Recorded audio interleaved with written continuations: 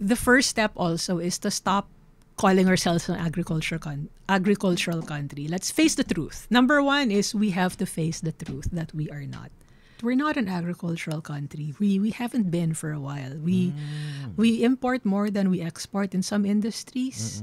Di ba, salt pa lang natin, we have to import a lot. Oh my God.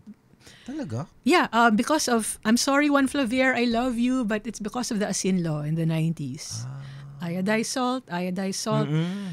So because of that law, because of that campaign, di ba naging may asin law tayo, all the salt produced in the Philippines should be iodized.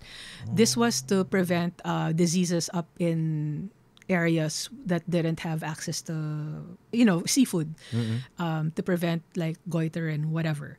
Because that became law, from 100% self-sufficiency in terms of salt, kasi nga archipelago tayo, diba? Wherever you go, it's salt water. It went as low as 3% self-sufficiency because when they put that law into place, they didn't put into place the mechanisms needed to iodize. So a lot of farmers lost their jobs.